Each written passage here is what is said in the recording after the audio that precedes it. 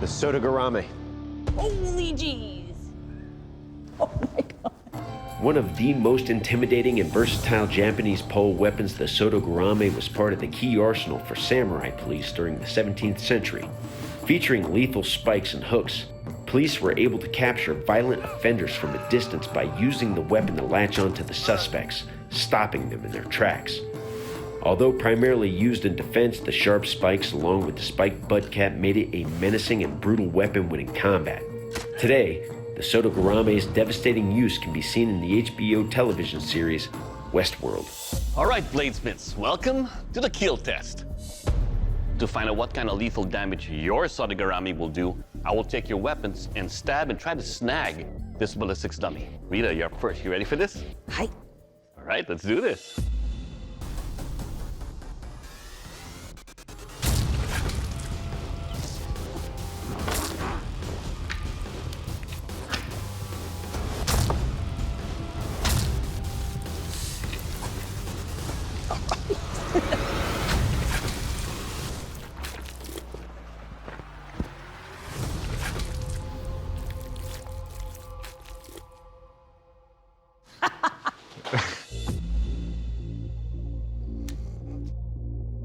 All right, Rita, let's talk about your Sotogarame. The tines you have here penetrates. The hook you have here will rip this person apart. And more importantly, your weapon will kill. All right, Justin, your turn. You ready to have fun? Yes, sir.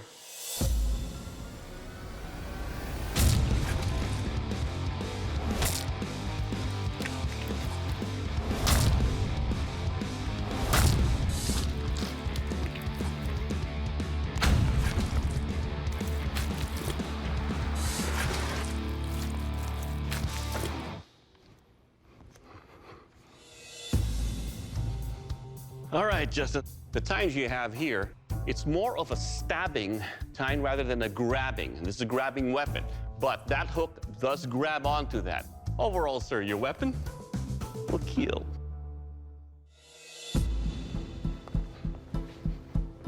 All right, bladesmiths, it's time for the strength test, the dreaded ice block chop. Remember, this is not about what these weapons do to the ice blocks, it's about what those ice blocks do to your weapons. And Rita, you're up first. You get points for theme, I mean. You ready? It doesn't matter, right? Oh, it doesn't matter.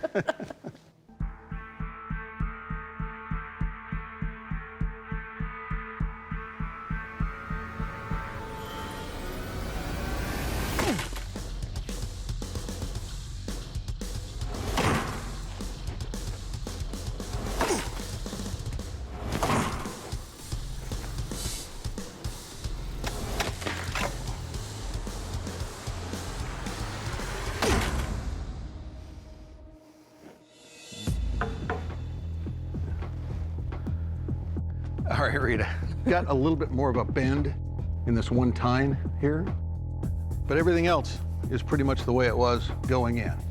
Definitely held up, did its job. Good job. Thank you.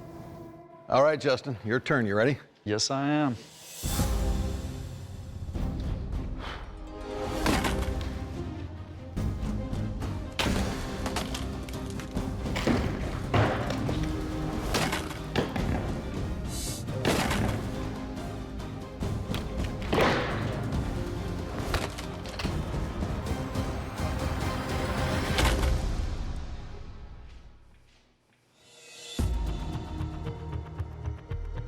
All right, so you survived the strength test.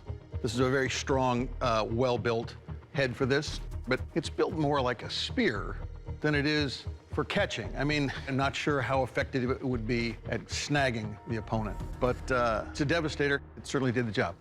Good job. All right, bladesmiths, welcome to the sharpness test, the Sandman pierce and capture. To test the sharpness, I will take your weapon, pierce, and try to control this Sandman. Rita, you're up first. You ready for this? Yeah.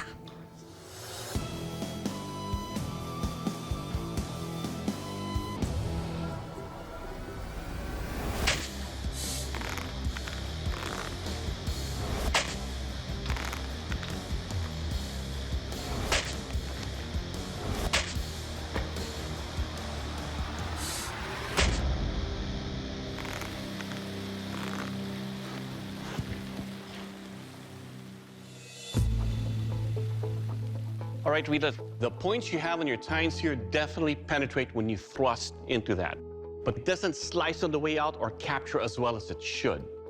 Your hook over here did its job. Overall, it will cut and control. All right, Justin, your turn. So you ready?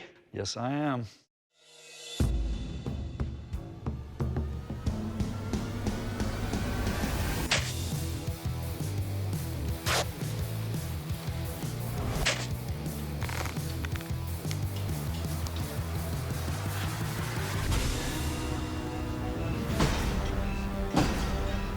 Oh. That's not good. He pulled it out of the socket. Well, Justin, we have a problem. Yes, sir. This wasn't pinned, was it? No. The impact from all these tests loosened it up. And of course, it came off. Justin, you brought in a beautifully crafted weapon. However, you've suffered a catastrophic failure in our final test. And unfortunately, you cannot be our Forged in Fire champion. Congratulations, Rita. Thank you. Awesome. Coming on Forged in Fire, I put my all into it, and I feel like I made a good weapon, but just came up short on a little bit of the fit and finish, and other than that, I'm happy with it. Rita, congratulations. You are the Forged in Fire champion, and that is the title that comes with a check for $10,000. Congratulations. How do you feel right now? Come on forward and shake our hands. Good job. It's been a very positive and uplifting experience to be able to do something amazing like this. I hope this will help me become an inspiration to kids, because I can say, look, if you see something and you want to try it, give it a try. Hey, Weeblos, your scout leader is the new Forged in Fire champion. I'm bringing it home. Can I have a group hug, please? Thank you, you guys. Oh, my God.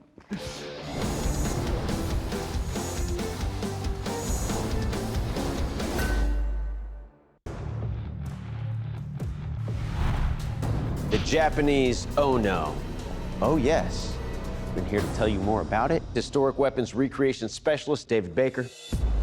The Japanese Ono was a long battle axe used by the samurai warriors during the 17th century. Measuring nearly 6 feet long, these intimidating pole axes were used to destroy barricades and smash opponents' armor. After becoming feudal Japan's official police force during the Edo period, the samurai used their Ono to keep the peace, which they accomplished for over 250 years. All right, bladesmiths, welcome to the kill test. It's time to find out what kind of lethal damage your Onos will do. Find that out, I will take your weapon and deliver some lethal blows on this ballistics dummy. Let's see if your Onos can be an oh yes. Logan, you're up first. You ready for this? Yes, sir. Coming into testing, my biggest fear is that the shaft's gonna break, but I made this Ono for battle. It is ready to kill.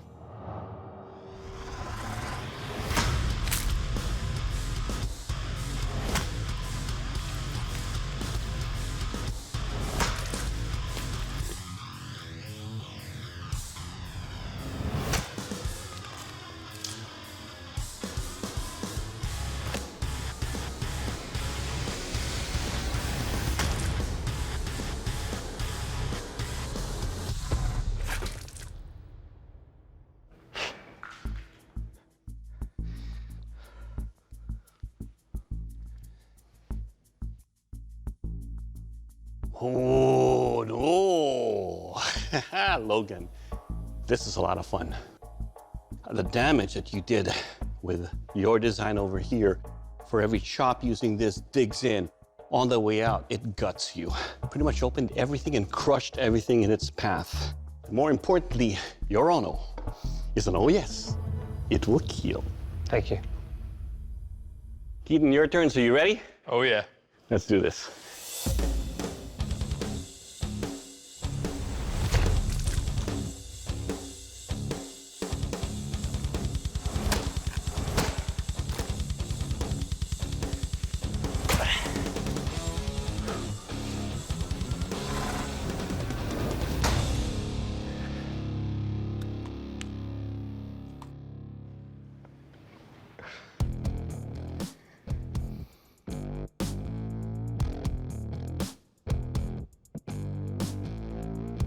All right, team, let's talk about your Ono here. At first, when I picked it up, I was like, oh wow, that's light. But then when I wielded it, I was like, oh yes, this thing stayed on, it's solid. Your edges, they're sharp. And that's why it dug in very deep. Overall, sir, your Ono is an oh yes, and it will kill. Thank you.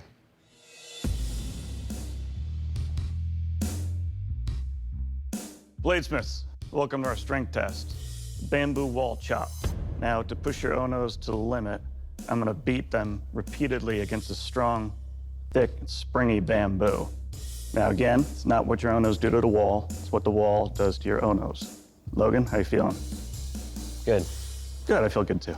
Let's go to it.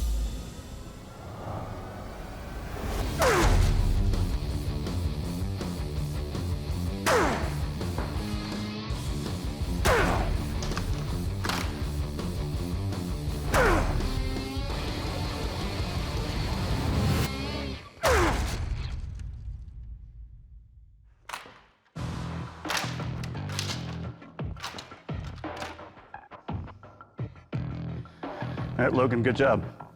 Your edge is still good. Everything's still tight. It's heavy. The wrap makes it a little difficult to slide down during the chop, but everything's still tight, sharp. Did a lot to that. Good job. Thank you, sir. Keaton, how you feeling? Good. Let's do it.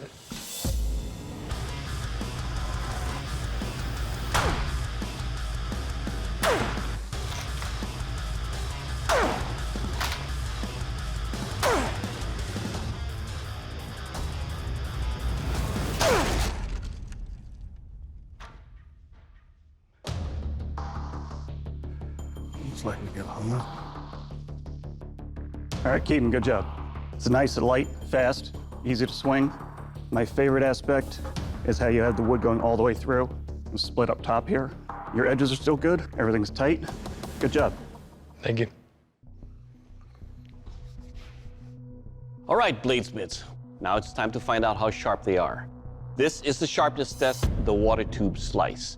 Now, unlike the strength test, this is all about what your edge does to those water tubes. Logan, you're up first. You ready for this? Yes, sir.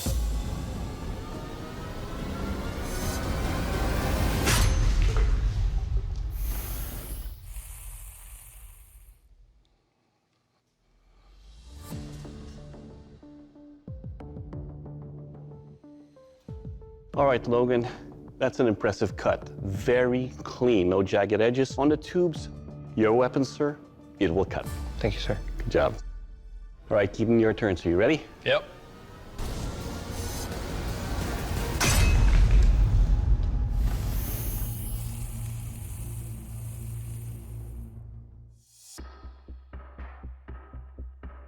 All right, Keaton, let's talk about your weapon here. Once again, I have to mention just how thin the profile of your blade is, making it razor sharp, and the cuts are very clean. Overall, sir, it will cut.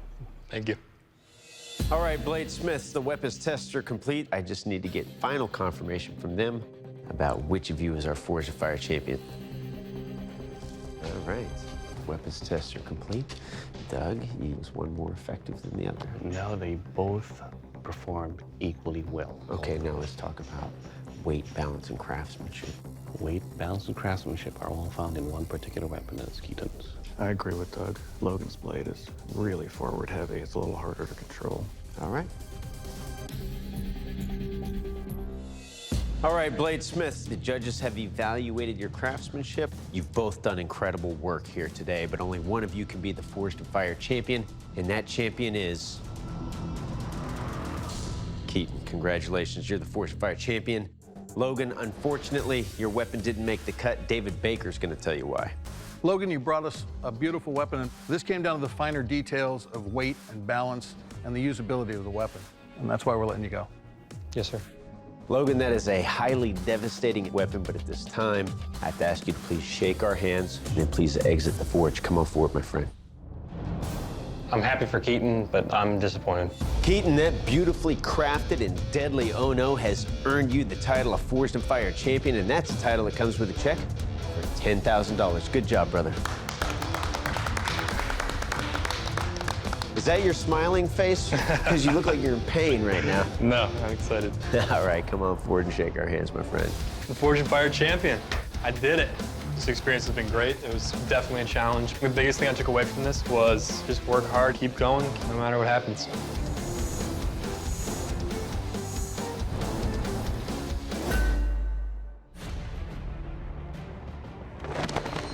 The Naginata.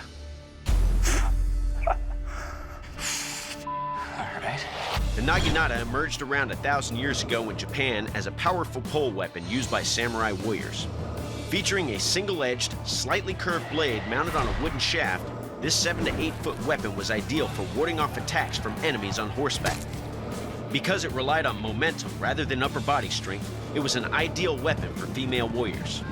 The Naginata was the weapon of choice for samurai wives defending their homes and was even wielded by Seong Mi-na in the video game series Soul Calibur.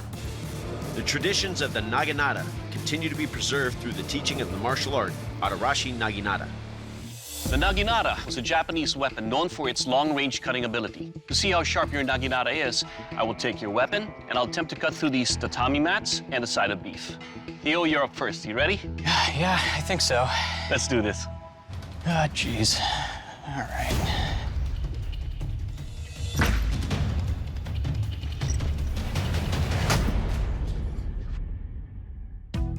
I'll take it. Yeah, all right. I just want to point out that after that test, your blade has a slight bend to it. It almost cut all the way through one of the tatami mats. When it came to the side of beef, it cut cleanly through. Your blade feels good. It's got a nice weight to it, a nice balance. Overall, your Naginata will cut. Good job. Thank you. Joe, you're up next. You ready? Oh, yeah. Let's do this.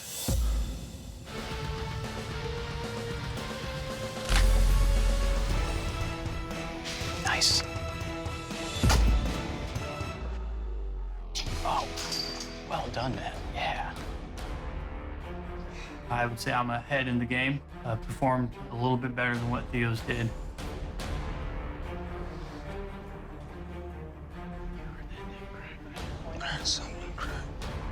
Well, Joe, you have a very sharp blade, but we now have an issue.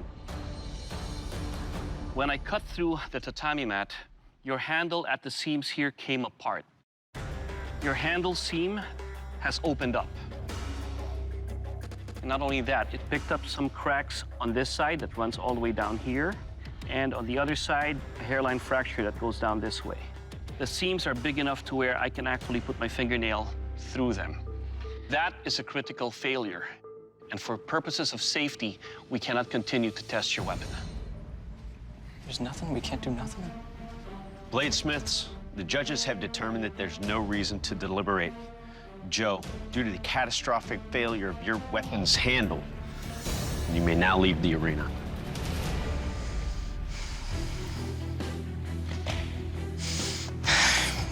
It's not the way I wanted to win. I feel like I'm in a round room. I'm looking for a corner to cry in. It's a pretty tough loss. Theo, congratulations. You are the Forged in Fire champion and will be receiving that $10,000 prize. Good job. You know what I like about your blade? The way you reinforce your handle. Because the power you generate with that saved it. Congratulations. Thank you, sir. I am elated to be the Forged in Fire champion. Not the way I wanted to win, but I'll take it. I came here the youngest, smallest person, and I won. For the shortest guy, I certainly came out on top.